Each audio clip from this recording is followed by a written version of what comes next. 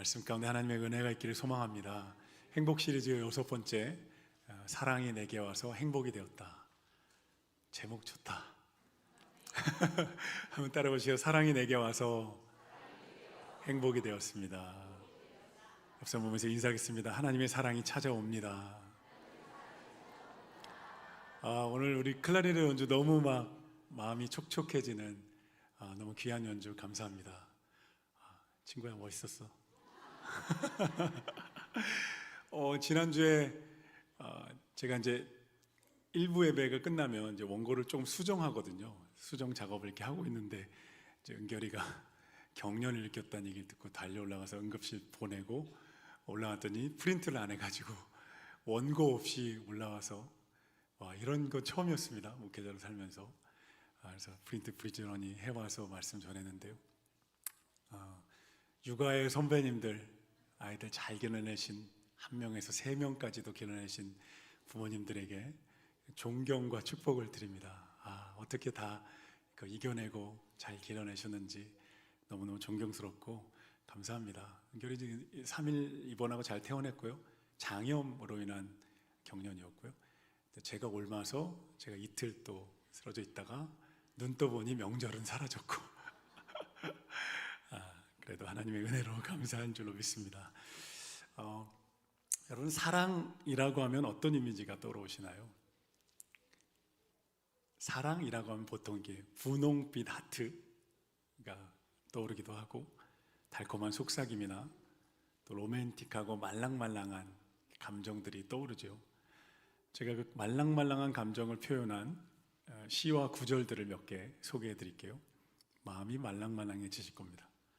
원태현 시인의 아라라는 시에는 이런 구절이 나옵니다. 너는 가끔가다 내 생각을 하지 나는 가끔가다 딴 생각을 해. 시작됐죠. 김민호 시인의 비가 온다라는 시에 이런 표현이 있습니다. 비가 온다 이쯤에서 너도 왔으면 좋겠다 보고 싶다. 선수들이 던지는 오글거리는 멘트도 있습니다. 연인을 바라보며 말합니다. 길을 좀 알려줄래? 너의 마음으로 가는 길. 이제 오그라들기 시작하죠. 연인 보며 말합니다. 너 피곤하지 않아? 밤새 내 머릿속을 떠돌아다니느라 당신의 눈동자의 건배. 손발이 오그라드신 분들 예수의 이름으로 펴질지어다. 사랑에 대한 낭만적인 노래들도 있죠. 해바라기라는 남성 듀엣의 노래를 보면 그대 내게 행복을 주는 사람, 이런 노래는 너무 따뜻하고 낭만적이죠. 내가 가는 길이 험하고 멀지라도 그대 함께 간다면 좋겠네. 우리 가는 길에 아침 햇살 비치면 행복하다고 말해주겠네. 이리저리 둘러봐도 제일 좋은 건 그대와 함께 있는 것. 그대 내게 행복을 주는 사람.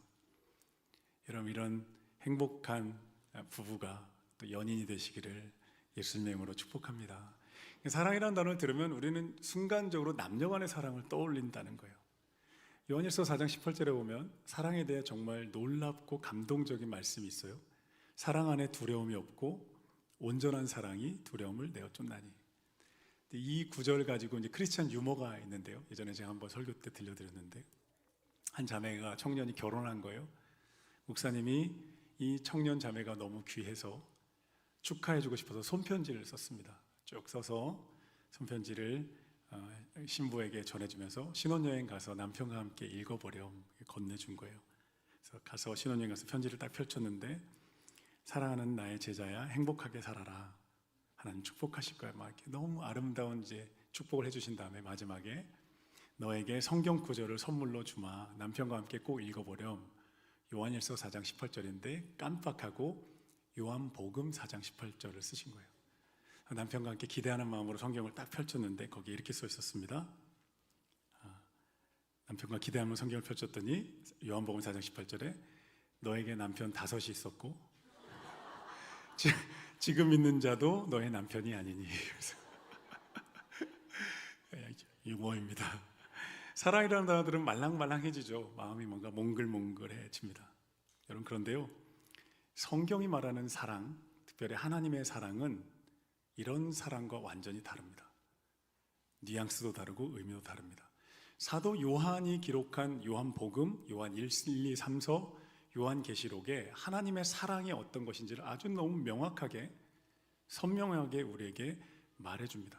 그래서 요한을 사랑의 사도라고 부릅니다. 요한이 처음부터 사랑의 사도는 아니었어요. 마가복음 3장에 보면 예수님이 요한을 우레의 아들이라고 불러요. 성격이 급했다는 거예요. 다혈질이고. 그래서 누가복음 9장에 가보면 예수님이 사마리아 지역에 들어가서 복음을 전하셨는데 사람들이 안 받아들이는 거예요. 그러니까 이 요한이 뭐라고 얘기하냐면, 주님, 제가 기도해서 이 마을에 하늘에서 불이 내리도록 할까요? 이럴 정도로 성질이 급한 사람이었어요. 그런데 그가 하나님을 알아가는 가운데 그 예수님 십자가 안에 있는 그 사랑을 알게 되고 하나님의 사랑에 압도되는 경험을, 체험받는 경험을 하면서 인생이 변화됩니다. 그리고 사랑의 사도가 됩니다. 그러니까 요한이 기록한 요한복음, 요한은 순교하지 않았거든요. 예수님의 12제자는 거의 다 순교했는데요, 요한은 살아남아서 끝까지 반모섬에 유배되어 요한계시록을 쓰고 에베소 지역에 목양을 합니다. 나이 들어가면서 하나님을 더 깊이 알아가면서 기록한 한 권 한 권의 책이 요한의 책인데요, 성경에. 그곳에 하나님의 사랑을 너무너무 깊이 있게 기록합니다. 그 사랑은 어떤 사랑이냐? 말랑말랑하고 감성적인 사랑 아니라는 거예요. 요한복음 3장 16절 오늘 읽은 본문 말씀 보면 하나님 이렇게 말씀하십니다. 요한이 하나님이 세상을 이처럼 무엇하사?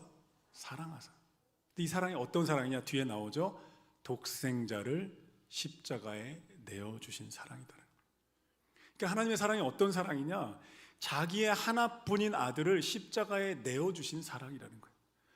우리를 죄에서 구원해내기 위해서, 우리를 가장 위험한 인생의 위기에서 알지도 못한 채 살아가는 우리를 건져내기 위해서 자신의 가장 소중한 것을 내던진 강렬한 사랑, 맹렬한 사랑, 그리고 강인하고 희생적인 사랑이라는 거예요.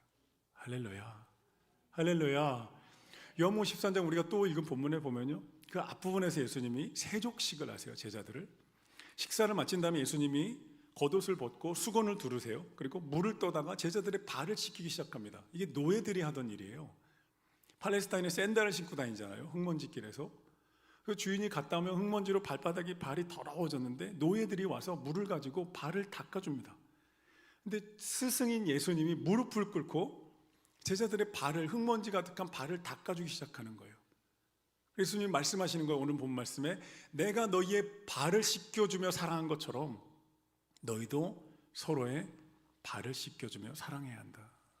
이게 사랑이다라는 거예요.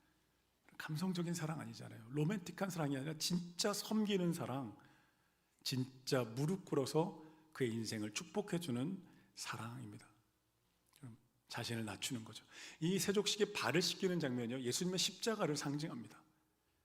더러워진 발과 같은 우리의 인생, 때가 묻어있고 아픈 우리의 인생을 위해서 십자가에 가서 죽으시기까지 사랑하는 예수 그리스도의 사랑을 보여주고 계시는 거죠. 오늘 점심 먹고 12시 40분에 또 곧 타임 중간 시간이 딱 있어서 12시 40분에서 1시 반까지 남성셀 출범식을 합니다. 너무너무 감사하고요. 11명의 셀리더를 헌신해 주셔서 감사하고 39명의 셀원들이 또 참가해 주셔서 너무너무 감사합니다. 저는 우리 남성셀이 진정한 사랑의 공동체가 되기를 간절히 소망하며 기도합니다. 사실 남자들에게요, 사랑한다는 말은 왠지 쑥스럽고 간지럽게 느껴지잖아요. 아내에게 사랑한다는 말도 잘 못하는 남자들이 있을 정도입니다. 지금 이 순간에도 옆에 있는 형제들과 눈 마주치지 않으려고 허공을 바라보는 형제들이 많고요. 여섯 어머니서 인사라 그러면 이렇게 허공 보면서 여러분 축복합니다 이렇게 인사하는 분들도 많을 정도로 남자들에게는 어색하죠. 거친 세상을 살아야 되잖아요. 내가 직장에서 견뎌야 하고 가족들을 먹여 살려야 되기 때문에 상남자가 되어야 된다는 마음이 있고, 그래서 이 사랑이라는 단어와는 거리가 멀다고 느끼고는 합니다. 그런데 우리 베델의 남성 형제 여러분, 하나님의 사랑은요, 연약한 감정이나 로맨틱한 감정이 아닙니다. 하나님의 사랑은 피 흘림이 있는 사랑입니다.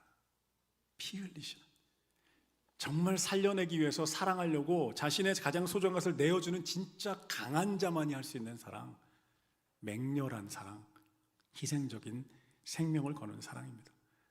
저는 우리 남성셀에 이런 하나님의 강렬한 사랑이 있게 되기를 예수님의 이름으로 축복합니다.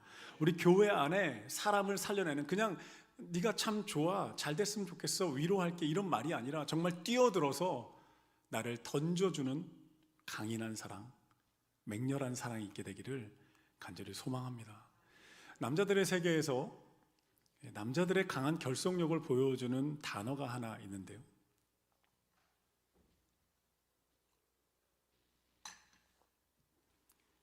그 단어는 전우애입니다. 전우애, 전우들, 전쟁을 같이 치르는 군인들이 가지는 사랑이죠. 우정일 수도 있고요. 전우들의 사랑, 생사가 오가는 전쟁터에서 서로의 목숨을 지켜주는 사랑인 거예요. 이게 사랑인 거예요.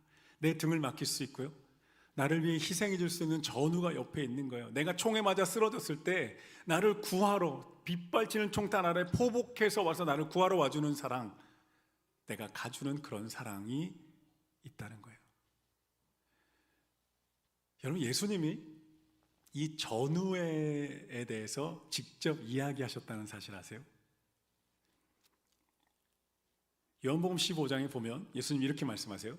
사람이 친구를 위하여 자기 목숨을 버리면 이보다 더 큰 사랑이 없나니.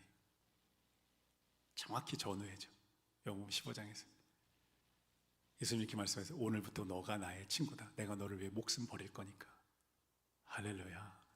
주님이 친히 십자가에서 자신의 목숨을 버려주신다는 거예요. 우리를 건져내기 위해서 예수님은 직접 영적 전우애를 실천하고 우리에게 찾아오신 분입니다. 2차 세계대전 당시에 오키나와 전투에서 헥소고지에서 있었던 실화입니다. 데스몬드라는 병사는 군에 입대를 했는데 신앙적인 소신 때문에 총기를 거부했어요. 그래서 의무병으로 차출이 됩니다. 동료 병사들이 놀렸어요. 비겁쟁이라고, 겁나니까 저런다고 손가락질했어요. 그런데 막상 전투가 시작됐고 우리 아군이 패배하면서 후퇴하기 시작합니다. 근데 이 데스몬드는 후퇴하지 않았어요. 내 전우들이 총탄에 맞아 쓰러지는 걸 보고 엎드려 가서 전우들을 한 명 한 명 구해오기 시작합니다. 데스몬드는 끊임없이 기도가 이렇게 흘러나왔어요. 주님, 한 명만 더 구하게 해주십시오. 한 명만 더 구하게 해주십시오. 기도하면서 데스몬드는 한 명 한 명 줄로 묶어서 우리 편 아군으로 내려보내고, 고지였으니까요, 내려보내고, 그러다가 결국 다리에 총탄을 맞아 뼈가 부서졌는데도 끝까지 기어가서 전우 75명을 구출해냈다는 거예요. 이게 전우애입니다. 강한 사랑이죠. 예수님의 십자가와 이와 같다는 거예요. 죄악의 포탄이 쏟아지는 인생에서, 전쟁터에서 광야 같은 인생에 우리에게 찾아오시는 거예요. 자신의 목숨을 걸고, 아니 목숨을 내주시기까지 사랑하셔서 우리를 구원해내시고 우리를 하나님께 인도하시는 진짜 강인한 사랑, 진짜 맹렬한 사랑, 목숨을 거는 사랑이 우리 예수님의 십자가 사랑인 줄로 믿습니다. 저는 오늘 출범하는 베델 남성공동체의 남성셀이 예수님의 십자가 전우애로 똘똘 뭉치게 되기를 예수님의 이름으로 축복합니다. 자매님들, 군대 얘기 길게 해서 죄송합니다. 그런데요, 제가 곰곰이 생각해보니까 자매님들에게도 전우애가 있잖아요. 출산의 고통을 함께 나눈 조리원 동기들의 끈끈함, 아기를 낳고 길러본 엄마들끼리 만나서 출산이란 단어, 육아라는 단어만 나눠도 뭔가 마음이 찡해지고 눈물이 핑 도는 그런 끈끈함이 있죠. 그게 영적 전우애잖아요. 함께 고통을 겪어보는 그런 시간 있다는 거예요. 영적 전우애가 바로 그런 겁니다. 여러분, 우리 베델 공동체 전체가요, 오늘 출범하는 남성셀뿐만 아니라 모든 모임과 다음 세대부터 시작해서 모든 모임 가운데 영적인 전우애가 있게 되기를, 십자가에 진짜 강렬한 사랑이 있는 베델교회 되기를 예수님의 이름으로 축복합니다. 여러분, 기독교의 가장 중심적인 메시지가 뭐예요? 예수님이 나를 위해, 인류를 위해 십자가에 죽으셨다는 거잖아요. 이게 가장 중심입니다. 하나님의 아들이 이 땅에 오셔서 십자가에 죽으셨다, 나를 위해. 여러분, 이 십자가의 메시지 안에 두 가지의 진리가 담겨 있어요. 첫째는 나는 예수님이 나를 위해 죽으실 만큼 가치 있는 존재다라는 거예요. 할렐루야. 그만큼 가치 있다는 거예요. 얼마나 가치 있는가? 하나님의 아들을 내어주실 만큼 나는 가치 있다는 거예요. 여러분, 여기서부터 우리의 상처가 치유되고 영적인 자존감이 살아납니다. 진정한 영적 자존감은 십자가에 있는 거예요. 나는 하나님의 사랑받는 자다. 예수님의 목숨값을 주실 만큼 사랑받는 자다. 이 진리가 하나 있고요. 또 하나, 두 번째 진리는요, 나는 예수님이 십자가에서 죽으셔야 할 만큼 추악하고 심각한 죄인이다라는 거예요. 얼마나 위중한 죄인이냐 하면, 얼마나 나는 느끼지 못하고 인정하지 않았을지라도 내가 얼마나 심각한 죄인이냐 하면, 예수님이 대신 죽어 값을 치러 주셔야 할 만큼 죄인이다라는 거예요. 여러분, 이 사실에서 뭐가 나오냐면 하나님에 대한 구원에 대한 절박함과 절대성이 나오는 거예요. 목사님, 저는 모르겠는데요, 느껴지지 않는데요, 저는 뭐가 죄인입니까? 아닙니다. 예수님의 십자가에 죽으실 만큼 저와 여러분은 죄인입니다. 하나님을 떠나온, 용서받을 수 없는, 멸망당할 수밖에 없는 죄인인데, 그렇기 때문에 예수님이 나를 대신해 십자가에서 죽으시고 값을 치러 주셨다는 거예요. 할렐루야, 할렐루야. 이 두 가지 진리를, 두 가지 일을 이루신 하나님의 행동을 성경 요한이 뭐라고 표현하냐면 사랑이다라고 표현하는 거예요. 말랑말랑하지 않죠? 로맨틱한 감정이 아니죠. 진짜 강렬한 사랑이에요. 이 사랑을 우리가 받아들이면, 내 아버지 하나님의 사랑을 받아들이면요, 우리 인생에 어떤 일이 일어나냐면 끊어졌던 회로가 연결되는 느낌을 갖게 됩니다. 뭔가 연결되는 거예요. 또 고아였던 마음이 아버지가 생기신다는 것을 깨닫게 됩니다. 느껴집니다. 방전됐던 인생이 뭔가 충전된다는 걸 느끼기 시작합니다. 홀로 걷고 있었는데 뭔가 나를 사랑하시는 내 든든한 자원과 후원하시는 아버지가 나와 함께 하신다는 걸 내가 느끼기 시작해요. 이게 유정란과 무정란이 다른 것처럼요, 하나님이 없는 인생과 있는 인생 완전히 다른 거예요. 하나님으로 인해 살아나는 인생, 하나님의 사랑으로 인해 행복해지는 인생 되시기를 예수님의 이름으로 축복합니다. 요한일서 4장 18절에 가보면요, 요한이, 제가 지금 인용하는 모든 구절들이 요한의 책에서 나온다는 거 여러분 눈치채셨나요? 요한이 요한일서 4장 8절 이렇게 말합니다. 하나님은 사랑이시다. 한마디로 표현하는 거예요. 성경에 보면 하나님을 표현합니다. 하나님 전능하시다, 능력 있으시다, 거룩하시다, 위엄 있으다, 영광스럽다, 영원하다, 하나님을 형용사로 표현합니다. 그런데 요한이 요한일서 4장 8절 딱 한마디로 하나님은 사랑이시다 라고 표현하는 거예요. 할렐루야. 사랑이 많으시다, 넘치시다, 사랑이 충만, 이런 게 아니고 하나님은 그 자체로 사랑이시다 라는 거예요. 아멘. 어떤 사랑이요? 맹렬한 사랑, 십자가의 아들을 내어주시는, 목숨 거시는 사랑, 우리 인생을 살려내기 위해 내려와서 함께 하다가 대신 십자가에서 죽어주시는 하나님의 강인한 사랑, 여러분, 이 사랑이 저 여러분 가운데 있게 되기를 예수님의 이름으로 축복합니다. 세상이 말하는 사랑은 변합니다. 얕어요. 변덕스럽습니다. 등을 돌립니다. 연애할 때는 서로 애절하게 바라보면서 자기야, 자기 없이는 못 살아 말했다가 결혼하고 나면 내가 너 때문에 못 살아. 결혼식 때는 비가 오나 눈이 오나 병들 때나 평생 당신만을 사랑했습니다. 그렇게 약속해놓고 신혼여행 다녀오면 치약 짜는 문제로 싸웁니다. 내가 끝에서부터 짜라 했지, 왜 중간부터 누르냐고. 어떤 시련이 와도 두 손 잡고 평생 살겠다고 했던 부부가 여름이 오면 에어컨 리모컨 가지고 싸웁니다. 더우니까 18도로 맞춰. 냉방병 걸리겠는데 올려. 죽음이 갈라놓기 전에 에어컨 리모컨이 우리를 갈라놓는 반지지. 제가 설교 준비하면서 남녀 간의 사랑은, 그 로맨틱한 감정은 사랑이라고 부르면 안 되는 것 같아요. 그러니까 열병이라고 불러요. 열망. 그렇죠? 서로 반해서 평생을 함께하기에 약속을 하려면 열병을 알아야 그 평생의 약속을 건너가는 거예요. 그리고 1년에서 3년 지나면 콩깍지는 벗겨집니다. 핑크렌즈가 벗겨진다면 어떻게 돼요? 열병이 식으면 진짜 성숙한 사랑을 시작하는 거예요. 진짜 상대방을 아껴주고 이해해주는 사랑. 몸살은 끝났어요. 그런데 진짜 이 사람을, 인생을 위해서 내가 섬겨주는 맹렬한 사랑, 강인한 사랑이 시작됩니다. 우리 교회 표가 비전이 행복한 사람들이 행복한 세상을 만듭니다 잖아요. 우리가 정말 행복하려면 뭐가 필요할까요? 얕은 사랑, 말랑말랑한 감정 좋지요. 감각적인 사랑, 즐거운 시간들 좋지요. 필요합니다. 그런데 너무너무 기반이 취약할 수 있다는 거예요. 뿌리가 약한. 진짜 우리 인생을 반석 위에 세우려면 그냥 괜찮아라고 감정적으로 다독이는 위로 말고 내 인생의 전쟁터에, 광야에 찾아오시는 하나님의 강력한 사랑이 있어야 할 줄로 믿습니다. 독생자를 아낌없이 내어주신 그 강인한 사랑, 자기를 아끼지 않고 찾아오시는 그 힘 있는 사랑이 우리 인생의 기반 가운데 있을 때 우리는 살아나는 거예요. 회로가 연결됩니다. 충전됩니다. 아버지가 생겨납니다. 내 안에 꿈이 살아납니다. 혼자인 것 같았는데, 고아인 줄 알았는데 나를 사랑하신 아버지가 내 뒤에 계신다는 거예요. 그분이 나를 부르시고 영원한 꿈으로 초대하신다는 것을 깨닫고 우리는 그 거룩한 인생을 살게 됩니다. 할렐루야. 한 가지 예언만 말씀드리고 설교 마무리할게요. 2018년 전 세계 이목을 집중시켰던 태국 치앙마이 동굴 소년 구조 사건이 있었습니다.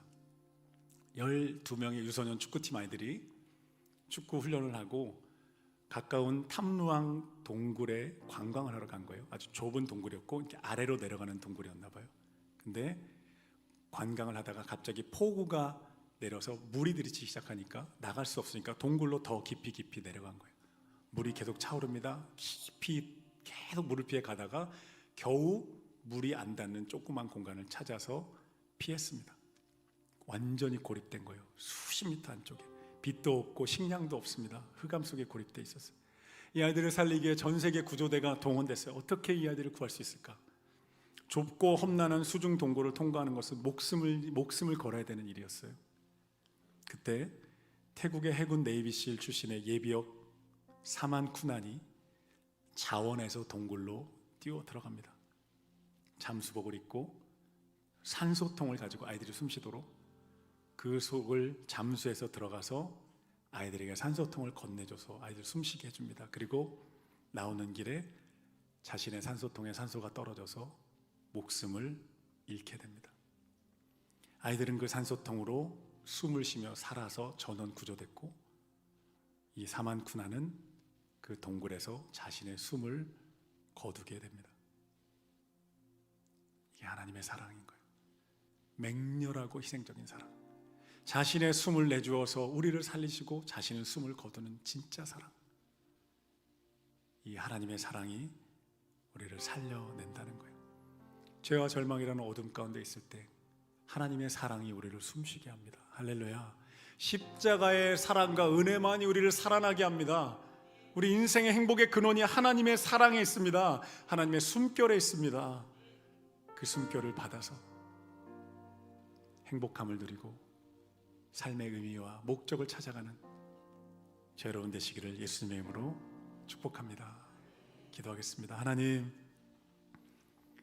우리를 위해 하늘 영광 버리고 이 땅에 오신 예수님, 우리를 위해 목숨을 내어주신 그 강렬한 사랑, 그 맹렬하고 강인한 사랑을 오늘 아침 듣고 깨닫고 받아들이게 하시니 감사합니다. 사랑하는 주님, 이 아침에 우리 모든 성도들의 마음 가운데 임하여 주시옵소서. 당신의 사랑과 당신의 은혜와 십자가를 받아들이는 아침 되게 하여 주시고 내 인생의 기반으로 삼는 은혜가 임하게 하여 주옵소서. 십자가의 사랑을 통하여서 우리 삶의 모든 어두움들이 떠나가게 하여 주시고 질병이 치유되게 하여 주시고 모든 두려움과 죽음의 영들, 우울증과 공황장애 영들, 질병의 영들 예수의 이름을 영원히 떠나갈지어다. 모든 묶임들은 십자가의 은혜로 떠나갈지어다. 세상이 줬던 거짓말들 십자가의 보혈로 씻겨날지어다. 마음 깊은 곳으로부터 하나님 아버지의 사랑이 가득 채움받는 은혜가 임하게 하여 주옵소서. 예수님의 이름으로 기도드렸습니다. 아멘.